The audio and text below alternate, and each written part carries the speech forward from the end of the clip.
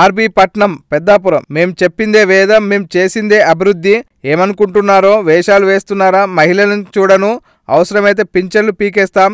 ఇవి ఎవరో తెలుగు తమ్ముడు అన్నమాట కావు. సాక్షాత్తు రాష్ట్ర హోంశాఖ మంత్రి నిమ్మకాయల చినరాజప్పన్ ఊగిపోతూ మహిళపై ఆగ్రహం వ్యక్తం చేసి వైనమిది. తూర్పుగోదావరి జిల్లా పెద్దాపురం మండలం రాయబూలపట్నం గ్రామంలో మంగళవారం అభివృద్ధి కార్యక్రమాల పేరుతో రాత్రివేళ గ్రామంలోకి వచ్చిన రాజప్పకు తమ సమస్యలు చెప్పుకునేందుకు వచ్చిన మహిళలపై ఆగ్రహం వ్యక్తం చేశారు. తమ ఊరు అభివృద్ధి దృష్టి సాధించాలని మహిళలు చెప్పేలోపే ఆయన ఆగ్రహంతో ఊగిసలాడిపోయారు. మహిళలని చూడకుండా ఏదో పార్టీల అండ చూసుకొని ఇష్టం వచ్చినట్లు అడుగుతున్నారు.